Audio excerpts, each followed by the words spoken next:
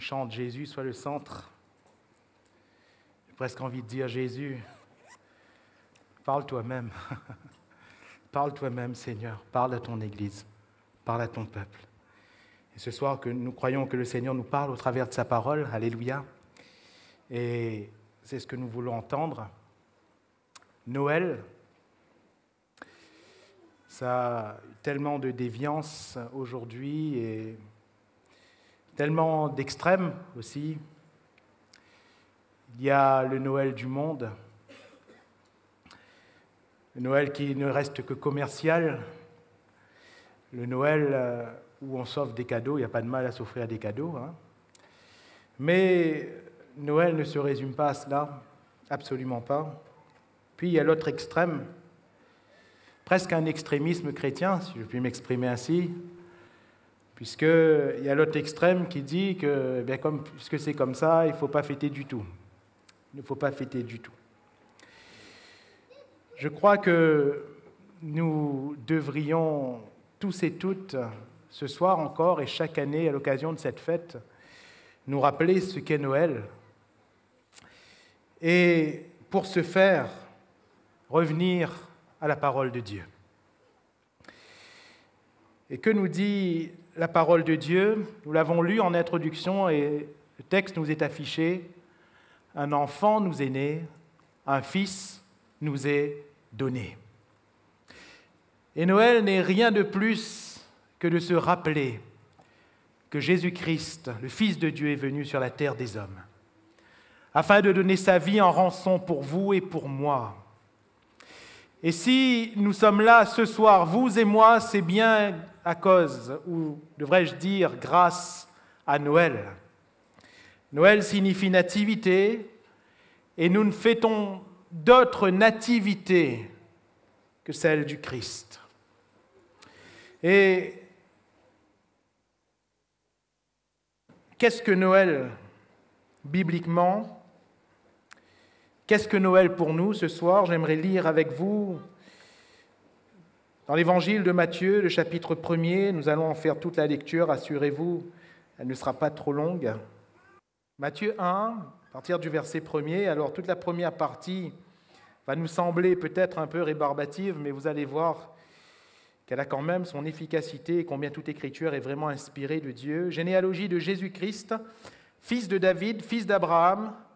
Abraham engendra Isaac, Isaac engendra Jacob, Jacob engendra Juda et ses frères, Juda engendra de Tamar, Pharès et Zara, Pharès engendra Esrom, Esrom engendra Aram, Aram engendra Aminadab, Aminadab engendra Naasson, engendra Salmon, Salmon engendra Boaz de Ra, Boaz engendra Obed de Ruth, Obed engendra Isaïe, Isaïe engendra David. Le roi David engendra Salomon, de la femme d'Uri, Salomon engendra Roboam, Roboam engendra Abia, Abia engendra Asa, Asa engendra Josaphat, Josaphat engendra Joram, Joram engendra Osias, Osias engendra Joatam, Joatam engendra Akaz, Akaz engendra Ézéchias, Ézéchias engendra Manassé, Manassé engendra Amon, Amon engendra Josias, Josias engendra Jéconias et ses frères au temps de la déportation à Babylone. Après la déportation à Babylone, Jéconias engendra Salatiel, Salatiel engendra Zorobabel, Zorobabel engendra Abiud, Abiud engendra Eliakim, Eliakim engendra Azor, Azor engendra Sadoc, Sadoc engendra Hakim, Hakim engendra Eliud, Eliud engendra Éléazar, Éléazar engendra Mathan, Mathan engendra Jacob, Jacob engendra Joseph, l'époux de Marie, de laquelle est né Jésus, qui est appelé Christ. Là, on peut souffler un peu. Et en même temps, s'il y a des sœurs qui sont enceintes, vous avez de très beaux prénoms pour vos enfants. Il suffit juste de choisir. Verset 17, « Il y a donc en tout 14 générations depuis Abraham jusqu'à David, 14 générations depuis David jusqu'à la déportation à Babylone et 14 générations depuis la déportation à Babylone jusqu'au Christ. Voici de quelle manière arriva la naissance de Jésus-Christ. Marie, sa mère, ayant été fiancée à Joseph, se trouva enceinte par la vertu du Saint-Esprit avant qu'ils eussent habité ensemble. Joseph, son époux, qui était un homme de bien et qui ne voulait pas la diffamer, se proposa de rompre secrètement avec elle. Comme il y pensait, voici un ange du Seigneur lui apparut en songe et dit « Joseph, fils de David, ne crains pas de prendre avec toi Marie, ta femme, car l'enfant qu'elle a conçu vient du Saint-Esprit. Elle enfantera un fils et tu lui donneras le nom de Jésus. C'est lui qui sauvera son peuple de ses péchés. Tout cela arriva afin que s'accomplisse ce que le Seigneur avait annoncé par le prophète. Voici la Vierge sera enceinte, elle enfantera un fils, et on lui donnera le nom d'Emmanuel, ce qui signifie Dieu avec nous. Joseph s'étant réveillé, fit ce que l'ange du Seigneur lui avait ordonné, et il prit sa femme avec lui. Mais il ne la connut point, jusqu'à ce qu'elle eût enfanté un fils, auquel il donna le nom de Jésus. Amen. Gloire à Dieu. Connaissons la suite. Si vous lisez chez vous Matthieu 2, il y avait des rois mages qui, venus d'Orient, voulaient voir justement Jésus, et ils sont venus jusqu'à Jérusalem en suivant quoi? Je ne sais pas si les enfants sont là. Les rois mages ont suivi quoi? Une étoile. Oui, une étoile. Ils ont suivi une étoile. Et quand l'étoile s'est arrêtée, ils se sont demandé un peu où aller. Et en venant voir le roi directement, le roi Hérode, ils se sont un peu renseignés. Il y a eu les prophéties qui ont été rappelées. Et ensuite, ils sont partis dans la direction qui leur avait été donnée, toujours en suivant l'étoile, parce qu'ils ont retrouvé cette étoile. Et cette étoile leur a mené à Jésus. Vous savez, un jour, quelqu'un m'a dit, alors que je lui témoignais de l'Évangile, il m'a dit, et ça fait très longtemps, il m'a dit, moi, je suis ma bonne étoile. Je lui ai dit, je ne sais pas si tu veux suivre ta bonne étoile, en tout cas, la bonne étoile, normalement, nous conduit vers Jésus. La bonne étoile nous conduit vers Jésus. Et si quelqu'un chercherait son chemin ce soir, Jésus est le chemin, Jésus est la vérité, Jésus est la vie. Et notre Noël, c'est Jésus. C'est Jésus. Jésus est le centre. Et même si c'est la fête, ce soir, nous chantons parce que nous célébrons la fête. N'oublions pas que Jésus est notre Noël. Jésus est le centre. Alors Jésus soit le centre de notre vie. Jésus soit le centre de l'Église. Amen. Alors,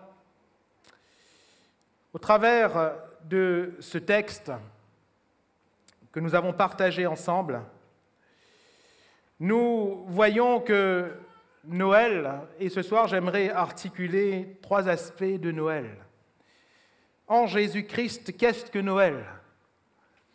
Nous découvrons au travers de ce texte que premièrement, Noël, c'est la grâce.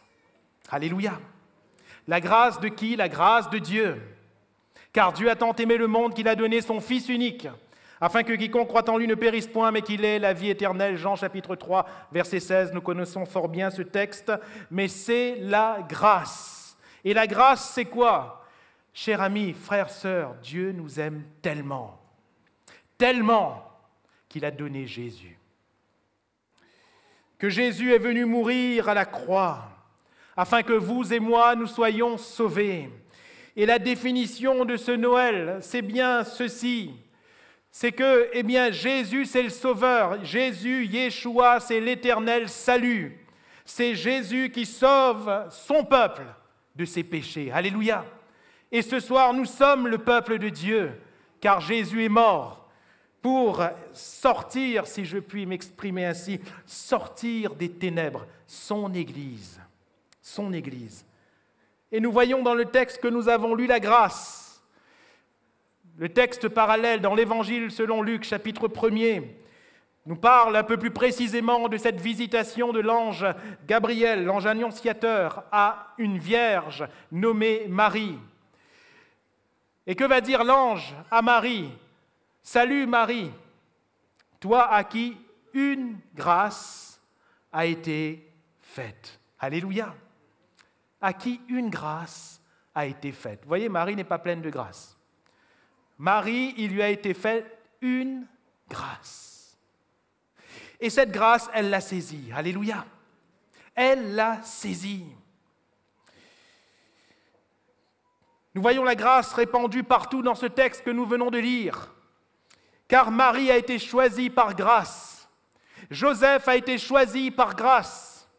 Tous ceux qui sont venus avant Jésus et tous ceux qui sont venus après Jésus et qui sont entrés dans le plan de Dieu ont été choisis par grâce. Alléluia. Tout est par grâce. Et nous voyons que cette grâce va à l'encontre même de notre nature pécheresse et de toutes nos fautes. De sorte que ce soir, j'aimerais dire à quelqu'un, toi qui te sens chargé de tes fautes, toi qui te sens rejeté, toi qui te sens si loin de Dieu, peut-être que quelqu'un va dire « c'est impossible que moi je puisse marcher avec Dieu, c'est impossible que moi je puisse marcher avec Jésus, en Jésus ».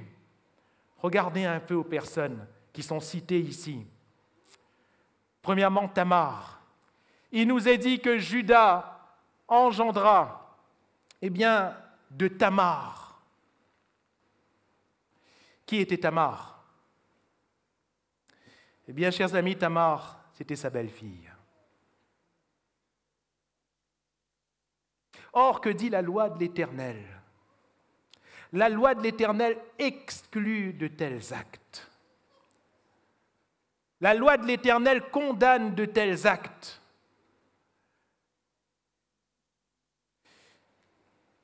Et le salaire de Tamar aurait dû être la mort, puisqu'elle est partie vers son beau-père. Elle a usé de tromperie. Et même si il y avait, humainement parlant, un peu de légitimité autour de cet acte terrible, chers amis, aucune légitimité n'excuse le péché. On n'a pas d'excuse à présenter à Dieu pour nos péchés. Aucune excuse humaine n'est valable devant le péché. Péché, c'est péché. Et la Bible nous dit que le salaire du péché, c'est la mort. C'est la mort. Alors pourquoi Tamar est-elle citée ici? Et pourquoi Dieu choisit de faire naître la postérité, à savoir Christ, de cette femme qui a commis cet acte? Vous savez pourquoi? La grâce. Alléluia. Dieu est un Dieu qui fait grâce. Et ce soir, Dieu est un Dieu qui nous fait grâce en Jésus-Christ. Voilà Noël. Vous voulez que je vous cite un autre exemple? Rahab. Qui est Rahab? Rahab est une prostituée cananéenne. Non seulement elle vient du peuple que Dieu a condamné, mais en plus, c'est une prostituée. Et le texte nous cite bien, je ne sais pas si vous êtes déjà fait cette réflexion, mais on aurait pu ne pas mettre le nom de Rahab dedans. Juste l'homme était suffisant. Un tel engendra un tel engendra un tel, c'est ce qu'on lit, n'est-ce pas? On aurait pu enlever le nom de Rahab, mais Dieu met Rahab. Dieu met Rahab. Seigneur, pourquoi tu mets ça? Ça fait tâche. Non, ça ne fait pas tâche, parce que le Seigneur fait grâce. Alléluia. Et si nous connaissons le passé de Rahab, pour Dieu, son passé est effacé. Le sang de Jésus nous lave de tout péché. Alléluia. Et Dieu peut nous faire grâce et nous inscrire aussi, vous et moi, dans le plan qu'il a prévu pour le salut de l'humanité. C'est la grâce. Et Rahab est inscrite là, dans ce plan. Dernier exemple de ce texte, Bathsheba. On connaît tous Bathsheba. Hein? On connaît tous Bathsheba. C'est assez gênant de l'avoir écrite aussi dans ce texte. Parce que c'est David qui va engendrer de Bathsheba Salomon. Oui, mais il y a un problème. C'est qu'à la base, Bathsheba n'est pas femme de David. Bathsheba est femme d'Uri. Que fait David avec Bathsheba? C'est bien simple. David commet un adultère. Et alors que Bathsheba est enceinte, il essaye de maquiller la chose. Mais voyant que Uri, le véritable mari de Bathsheba, n'entre pas dans la combine de David, David le fait assassiner. Et il prend cette femme pour lui, Bathsheba, de par son droit royal. Il prend cette femme pour lui, cette femme qui n'est pas la sienne. Oui, le péché est grave, et il est même grave devant Dieu. Car à cause de ce péché, un enfant va mourir. Chers amis, ne jouons jamais avec le péché. Le salaire du péché, c'est véritablement la mort. Vous allez me dire, mais s'ils ont commis une telle chose, pourquoi David est-il encore dans la lignée? Et je vais même plus loin, pourquoi on appelle Jésus le fils de David? Vous vous rendez compte de ce qu'il a fait? Pourquoi Bathsheba est-elle citée? On aurait voulu tellement occulter cette partie de l'histoire. Dieu n'occulte pas, mais Dieu pardonne. Alléluia. Dieu pardonne. Et la bonne nouvelle, c'est que Noël, c'est que Jésus, c'est notre pardon. Il est notre pardon. Il est la guérison de notre cœur et de notre âme. Et nous voyons que l'élection est une élection de grâce, chers amis. Dieu choisit ces hommes et ces femmes, non pas à partir de critères comme on choisirait nous, à partir d'un CV. Dieu choisit des hommes et des femmes sur la base de sa grâce. Alléluia! Nous sommes choisis sur la base de sa grâce. Nous sommes élus sur la base de sa grâce. Et si Dieu me fait grâce, qui pourra m'accuser? La Bible nous dit, qui accusera les élus de Dieu? C'est Dieu qui fait grâce. Alléluia! C'est lui qui fait grâce. Alors que devons-nous faire devant cette grâce? Que devons-nous faire dans le cadre de la Noël? Devant cette grâce, que devons-nous faire? Eh bien, nous devons la saisir. Il faut saisir la grâce. Marie a saisi la grâce. Rahab a saisi la grâce. Et comment a-t-elle saisi la grâce? Eh bien, Rahab a rejeté sa vie passée. Elle n'est plus restée au milieu du peuple qui était maudit de Dieu. Elle est venue dans le peuple béni, en Israël. Alléluia. Elle a saisi la grâce. Et nous le verrons comment tout à l'heure. Deuxièmement, que voyons-nous dans ce texte qui nous permet de définir Noël? Noël, c'est premièrement la grâce. Et j'aimerais te dire personnellement à toi, ce soir, la grâce de Dieu est pour toi. La grâce de Dieu est pour chacun de nous. Le Seigneur veut que nous commencions avec lui ou que nous recommencions avec lui. Deuxièmement, Noël, c'est la puissance de Dieu. Alléluia. La puissance de Dieu par le Saint-Esprit. Car comment a eu lieu la naissance de Jésus? Par la puissance du Saint-Esprit dans le sein de cette Vierge. Alléluia. Nous avons tous lu le texte. On voit qu'Abraham engendra, que Isaac engendra, que Jacob engendra. On voit ce terme engendra revenir. Le verbe, c'est le seul verbe de chaque expression depuis le verset 1er jusqu'au bout, sauf le dernier verset, n'est-ce pas? Sauf le dernier verset. Puisqu'il est dit de Marie, de laquelle est né le Christ. Parce que Joseph n'a pas engendré Jésus. Marie n'a pas non plus engendré Jésus de manière naturelle. C'est la puissance du Saint-Esprit qui a conçu Jésus dans le sein de cette Vierge. Comment expliquer cela? C'est impossible. C'est un miracle, c'est la puissance de Dieu. Alléluia! Marie, dans l'évangile de Luc, et je recite ce texte parallèle, va dire à l'ange Gabriel, « Mais comment cela peut-il se faire ? Car ta servante ne connaît point d'homme. » Effectivement, elle est encore fiancée à Joseph. Ta servante ne connaît point d'homme. Comment cela peut-il se faire?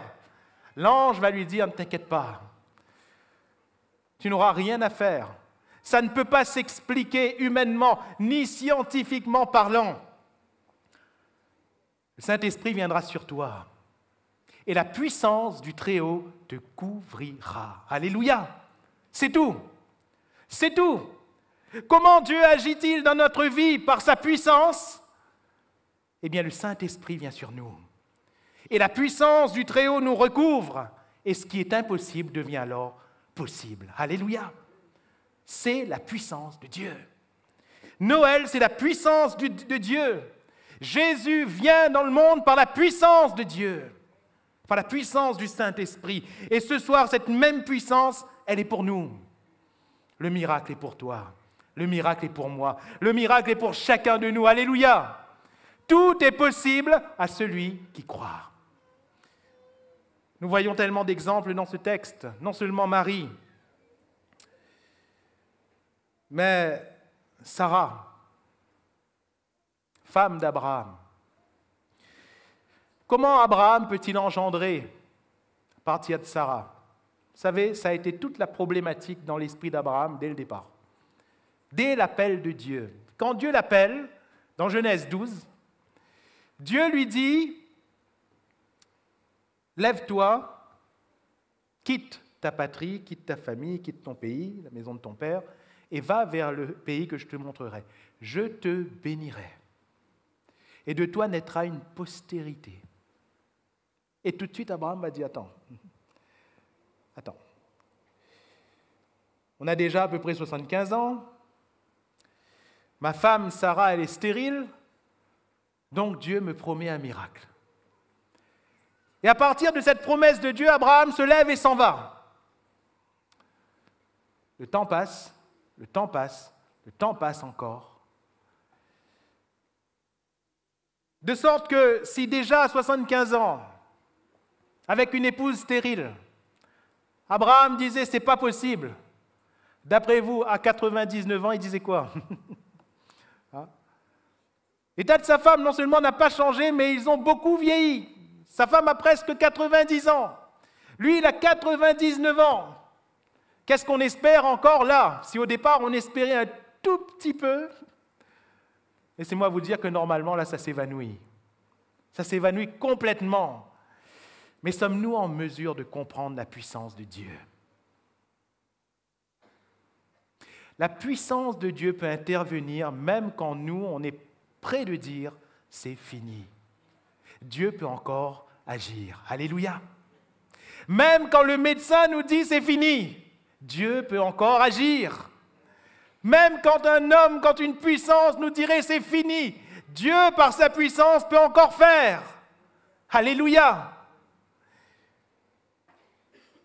Et Sarah, alors qu'elle était âgée de 90 ans, Abraham de 100 ans, il donne naissance à ce petit Isaac. Alléluia.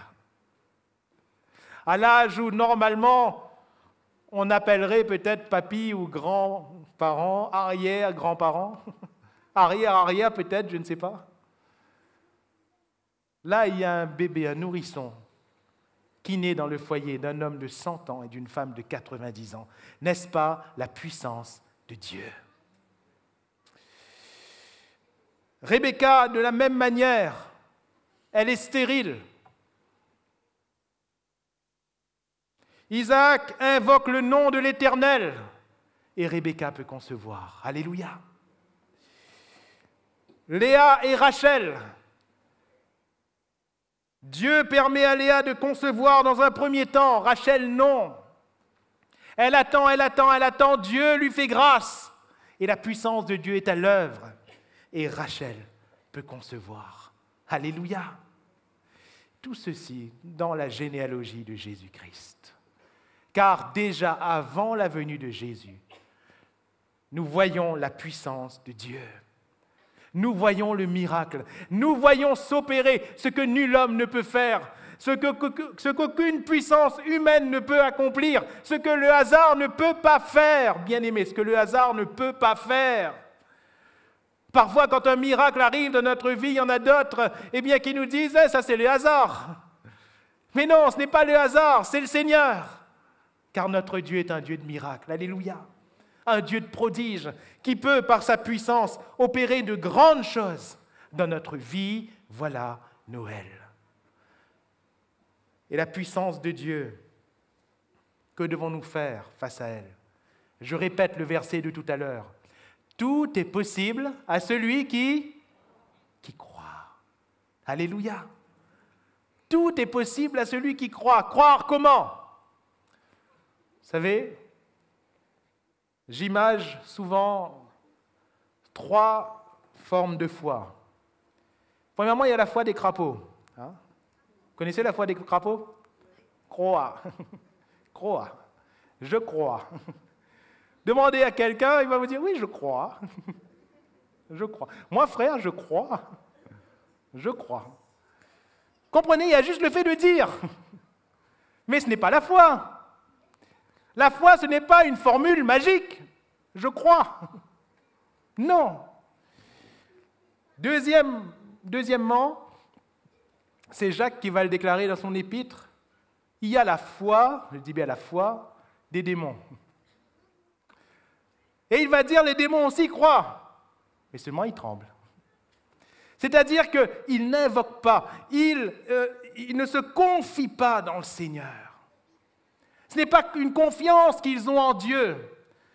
Ils ne demandent pas l'aide de Dieu, au contraire, ils le fuient. Ils le fuient. Ils croient tout ce que Dieu peut faire. Ils le croient. Mais ils n'en veulent pas. Ils n'en veulent pas. Pour leur vie, non. Et malheureusement, il y en a qui sont comme ça. On croit, oui, que Dieu peut faire, mais pour notre vie, on n'arrive pas à croire. Ou on ne veut pas croire. Et le troisième type de foi, c'est celle qui est biblique. C'est celle qui livre sa vie entre les mains de Jésus. Alléluia. En disant, Seigneur, oui, tu peux tout accomplir. Alléluia. Tu peux tout accomplir. Ma foi est ce qu'elle est, Seigneur. Mais je crois que tu peux tout accomplir dans ma vie. Alléluia. Et alors, celui qui invoquera le nom du Seigneur sera sauvé. Et enfin, Noël. Si Noël, c'est la grâce, si Noël, c'est la puissance, laissez-moi quand même ajouter, justement, pour poursuivre la définition de la foi, que Noël, nous le voyons dans ce texte, c'est aussi l'obéissance. C'est l'obéissance. Ce qui définit Noël, oui, c'est la grâce, oui, c'est la puissance, mais c'est aussi l'obéissance. Oh, nous voyons combien Joseph obéit à Dieu, n'est-ce pas? C'est merveilleux. C'est merveilleux. Dans Luc, chapitre 1er, nous voyons que Marie aussi obéit. « Je suis la servante du Seigneur, qu'il me soit fait selon ta parole. » Alléluia. Qu'il me soit fait selon ta parole. Or, on voit bien qu'il y a des questionnements chez cette jeune fille. On voit, elle est humaine. Elle est humaine. Comment cela peut-il se faire? Je ne connais point d'homme. Elle est humaine. Et mes frères et mes sœurs, l'obéissance, ce n'est pas de décoller ses pieds de terre, hein, pas du tout. L'obéissance, ce n'est pas se sentir supérieur, pas du tout, pas du tout, pas du tout. On reste humain. Il y a des questions qui viennent, c'est normal, mais malgré ces questionnements, Marie va quand même dire « Je suis la servante du Seigneur ». Je ne comprends pas tout, mais je suis la servante du Seigneur. Qu'il me soit fait selon ta parole. Alléluia. Et ce soir, voulons-nous dire, nous sommes les serviteurs du Seigneur. Qu'il nous soit fait selon sa parole. Car l'obéissance, c'est à quoi? Ce n'est pas à la voix qu'on entend dans l'air, hein? Non. Non. Non. Ne vous laissez pas bercer, ne vous laissez pas séduire. La voix de Dieu ne se fait pas dans l'air. Non, Dieu nous parle par sa parole. Et si vous entendez une voix dans l'air, en train de vous dire quelque chose qui est contre ce qui est écrit, vous savez quoi? Tuez le moustique vitement. Hein? Tuez l'animal vite, je ne sais pas quel animal vous parle, mais tuez vite. Parce que ce qui est contraire aux Écritures ne peut venir de Dieu. Alléluia.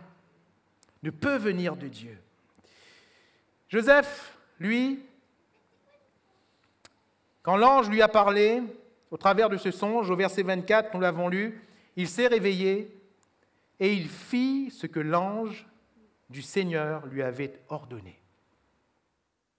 Il prit sa femme avec lui. Regardez bien. Il ne la connut point jusqu'à ce qu'elle lui enfantait un fils, auquel il donna le nom de Jésus. Alléluia. Exactement comme le Seigneur lui avait demandé.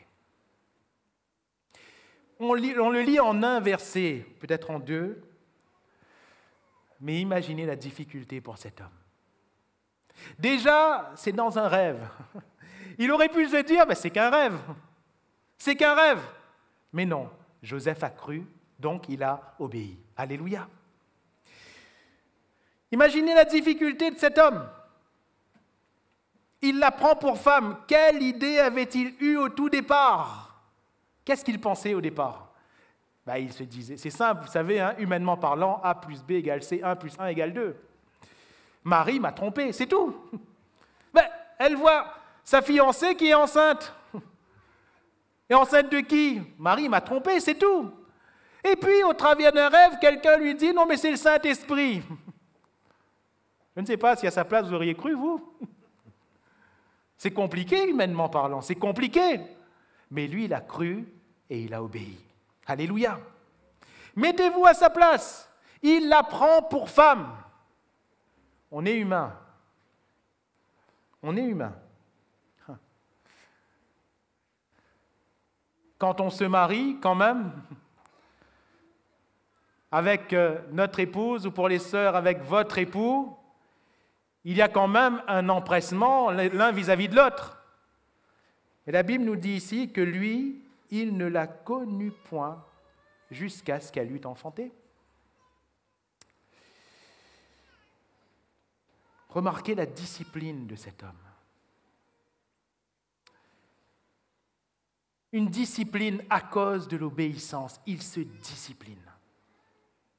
Parfois, je me dis, Seigneur, il nous manque quand même un peu de discipline. Je parle pour moi. Parce qu'on dit, on croit, oui, on dit, on croit, mais où est notre obéissance à la parole de Dieu? Où est notre obéissance à ce que Dieu nous demande de faire? Regardez la discipline de Joseph. Jusqu'au bout, il respecte sa femme. Et enfin, je ne sais pas, vous savez, dans la tradition des Juifs, surtout de l'époque, l'homme choisissait le nom de l'enfant. Nous le voyons au travers de plusieurs textes, même de certains textes archéologiques, je l'avais lu une fois, mais les textes bibliques suffisent. Nous voyons dans l'exemple de Zacharie, dans Luc 1 toujours, où la femme Élisabeth va dire le nom, mais tout le monde va se retourner vers le mari. C'est l'homme qui choisit le prénom. Quel prénom en général choisissaient les pères juifs? Ça se préparait longtemps à l'avance. Même avant le mariage, avant même que l'enfant ne soit conçu, longtemps avant, on savait quel nom on allait donner à l'enfant. Je ne sais pas quel nom avait prévu Joseph pour son fils. Le premier-né de son épouse, Marie. Mais nous voyons que quels qu'étaient ses plans, il les met à la poubelle. Lui, il lui donne le nom que l'ange lui a dit. Alléluia! Il obéit. Il obéit. Et il l'appelle Jésus. Mes frères et mes sœurs, Noël, qu'est-ce que Noël sans obéissance à la parole de Dieu? Qu'est-ce que Noël sans mon obéissance, sans ton obéissance à Dieu? Qu'est-ce que Noël si on n'accepte pas devant la volonté de Dieu à prendre tous nos plans et à les mettre à la poubelle? Qu'est-ce que Noël si on n'apprend pas à se discipliner en obéissance à la parole de Dieu? Qu'est-ce que Noël si on n'apprend pas à, par la foi, obéir à ce que Dieu nous dit, même si ça nous semble totalement fou? Qu'est-ce que Noël sans obéissance? Et j'aimerais conclure. Mes frères et mes sœurs, Jésus est né dans tout cet environnement. Joseph a obéi, Abraham a obéi, Isaac a obéi, Jacob a obéi, beaucoup plus tard David a obéi puisqu'il nous est dit que malgré le péché que nous avons souligné tout à l'heure, il a servi au dessein de Dieu dans son temps, dans sa génération. Jésus a obéi lui-même, n'est-ce pas?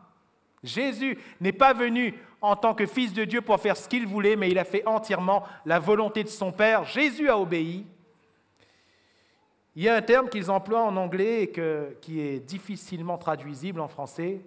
En anglais, on appelle ça le discipleship, le fait d'être disciple. Et le premier critère du disciple, c'est l'obéissance. Nous aimons beaucoup la grâce, nous aimons beaucoup la puissance, mais on a beaucoup plus de mal avec l'obéissance, n'est-ce pas? Oh, je parle pour tous, c'est la nature humaine qui veut ça. Mais mes frères et mes sœurs, Dieu nous fait grâce pour qu'on obéisse, et quand nous obéissons, nous saisissons la grâce. Alléluia! Dieu déploie sa puissance pour qu'on obéisse, et lorsque nous obéissons, nous avons part à la puissance de Dieu. Le Seigneur ne peut se renier lui-même. Et Noël, oui, c'est Noël pour chacun de nous, c'est Noël pour vous, c'est Noël pour moi, mais notre Noël, notre Jésus, c'est le Seigneur de grâce, c'est le Seigneur de puissance, et c'est le Seigneur obéissant. Alléluia. Aucun mal, disais-je, à s'offrir des cadeaux. Aucun mal à laisser les enfants jouir de quelques moments de joie, quelques moments de cadeaux également. Aucun mal à se retrouver en famille. J'espère que c'est ce que nous allons tous faire ce 24 au soir. Aucun mal à se réjouir. L'année a été difficile. Pour se réjouir, il n'y a pas forcément besoin de grands moyens matériels. Le simple fait de se retrouver ensemble, vous savez, c'est précieux. C'est précieux. Et aujourd'hui, avec les limitations de personnes autour des tables, on voit encore plus combien c'est précieux, n'est-ce pas? Encore plus. Mais mes frères et mes sœurs, chers amis, le véritable joyeux Noël, le Noël joyeux, le véritable Noël, c'est Jésus dans notre cœur. C'est Jésus dans notre vie. Et c'est quand nous avons part à Jésus, à la grâce, à la puissance et à l'obéissance. Et ce soir, je vous souhaite à tous et à toutes, bien sûr, un joyeux Noël, mais un Noël dans le Seigneur, le véritable Noël. Que Dieu vous bénisse.